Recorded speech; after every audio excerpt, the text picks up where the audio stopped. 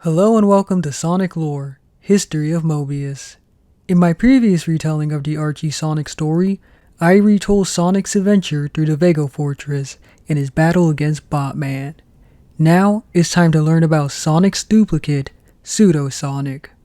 Sonic's first adventure began with Robotnik proclaiming that he knew everything about Sonic and used the information to create the ultimate evil robot. He then revealed an evil robot doppelganger of Sonic named Pseudo-Sonic. Robotnik had a hard time remembering what Pseudo-Sonic's greatest ability was, so Pseudo-Sonic carried his master out of the building at speeds equal to Sonic's. Robotnik said he could also stop on a dime, which made Pseudo-Sonic accidentally throw him off a cliff. Meanwhile, Sonic accidentally hit Antoine when he came out of the secret entrance. Antoine told Sonic he was on guard duty to protect the entrance to Knothole. Sonic said he would see Antoine later and raced off to pick some flowers for Sally without telling anyone. Later, when Sonic was picking some flowers, a butterfly named Betty asked him what he was doing in the meadow. Sonic told her that he was making a bouquet and asked Betty if it was okay. Betty said it was, but she was puzzled about why he was picking poison sumac blossoms. Sonic was shocked to learn he was picking the wrong flowers and began scratching himself uncontrollably since he was highly allergic to the sumac blossoms.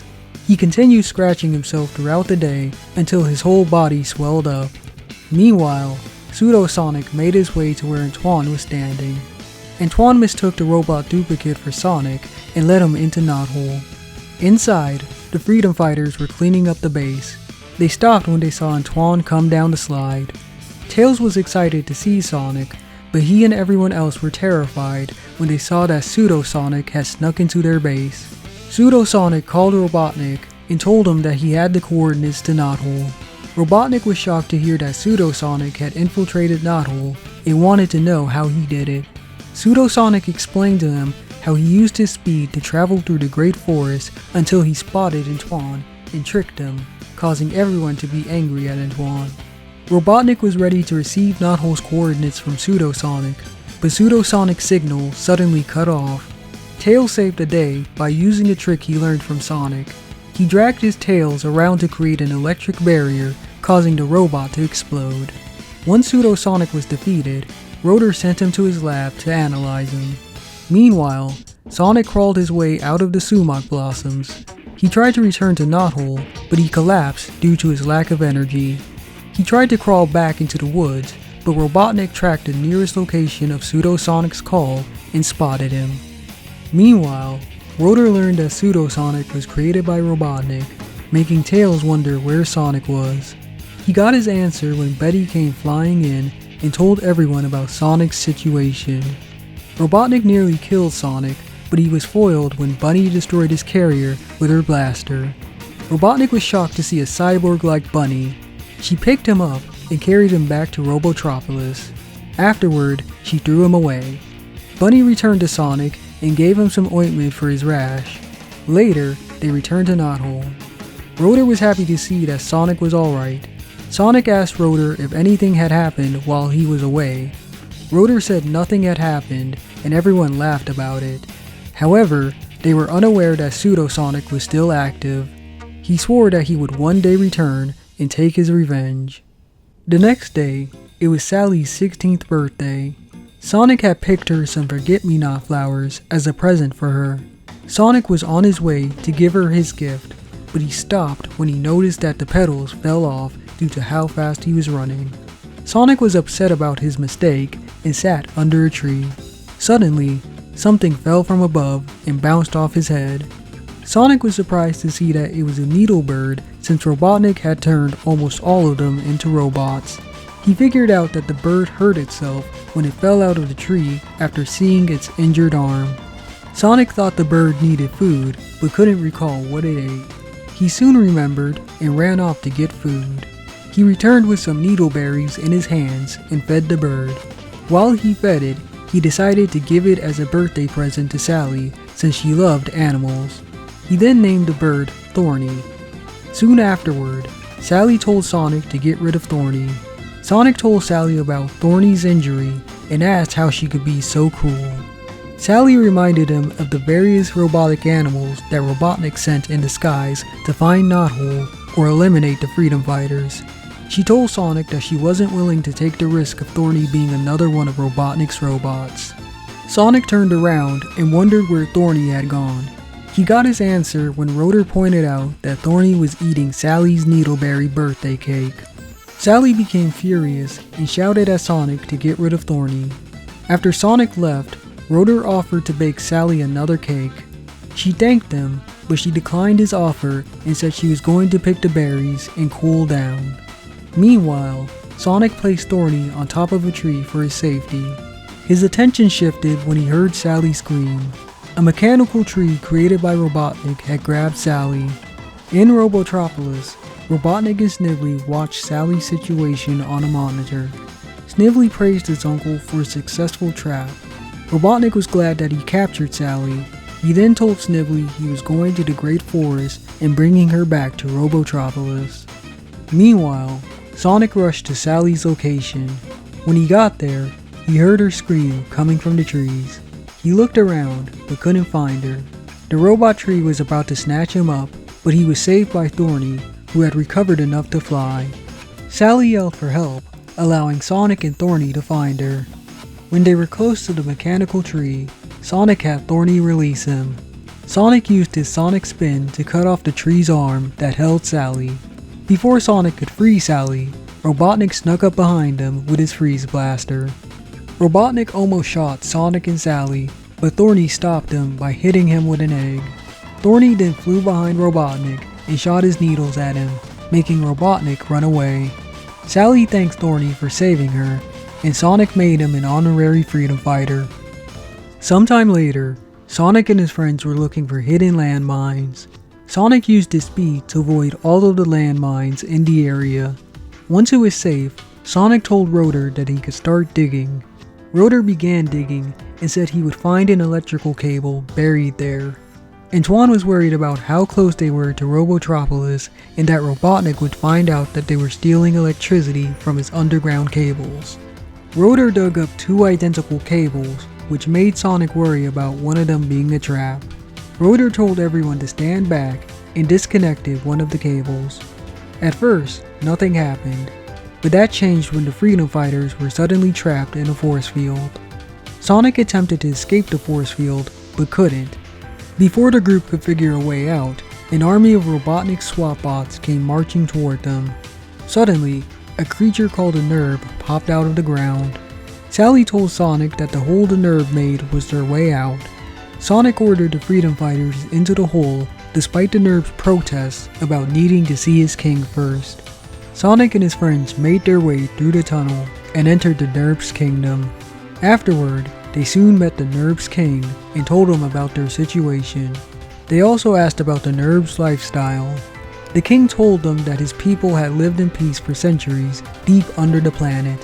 He also stated that mixing with outsiders could lead to trouble.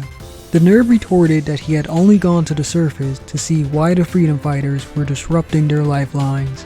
Sally was confused by Nerb's statement, so the king told her that their underground building threatened the Nerb's air vents and water supply. Sonic corrected the king by telling him that it was Robotnik's doing.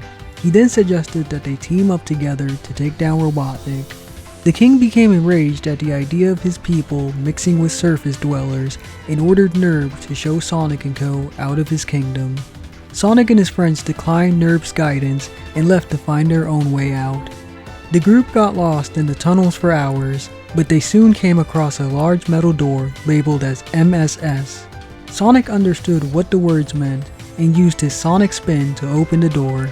A terrible smell enveloped the freedom fighters, and Sonic revealed that the letters on the door stood for Mobius sewer system. Rotor asked Sonic if the sewer was closed down and abandoned years ago. Sonic said that Rotor was correct and that he knew that the sewer would lead them to the surface since he played in the sewer as a kid before. He was about to lead his friends out of the tunnels, but they suddenly heard cries for help. Sonic told his friends to wait for him and he left to investigate where the sounds were coming from. Sonic came out of the end of the tunnel and saw Robotnik using a giant robot excavator to dig underground. He then spotted 3 NURBS trapped in one of Robotnik's force fields.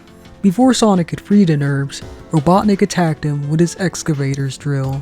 Sonic dodged the attack and ran for a bit as he goaded Robotnik to hit him. He then stopped running and stood still. Once the drill was close enough, Sonic avoided it at the last second and made it hit the force field.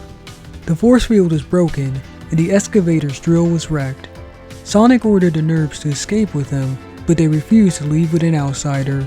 Sonic forced them into a cart and ran while Robotnik tried to crush him with the excavator's claw. Sonic managed to escape into the sewer and took the NURBS to his friends. He ordered them to take the NURBS home and to close the sewer door. Sonic didn't have time to explain and ran off to enact his plan. Sonic ran through the sewer tunnels until he came upon a sealed off door. Sonic recognized it as the door that held back the Mobius River. He used his sonic spin to cut through the wood that blocked the door. Doing so unleashed the river. Sonic ran as fast as he could from the river behind him. He knew he couldn't outrun the river forever, so he used the chance to try out his supersonic spin. He spun his way up to the surface and made a geyser in the process. He wondered where the rest of the water would go and soon found out when the water had lifted Robotropolis into the air. Another geyser formed and Robotnik popped out of it while riding the head of his destroyed excavator. Later on, the king made Sonic and the Freedom Fighters honorary NURBS and gave them NURB costumes. Sonic's last adventure happened on one sunny day. It all started with the Freedom Fighters flying in Antoine's hot air balloon. They were looking for a spot to celebrate their annual picnic. Bunny asked Antoine if the balloon was safe. Antoine told her it was, and he claimed that he was once the head of balloons for King Max. He then said he was certain that the hot air balloon would help the group against Robotnik and his forces. Just when Sonic spotted a place they could land at, 2 buzz bombers suddenly appeared. The buzz bombers swooped down and popped the hot air balloon. Luckily, the balloon basket crashed into a tree branch.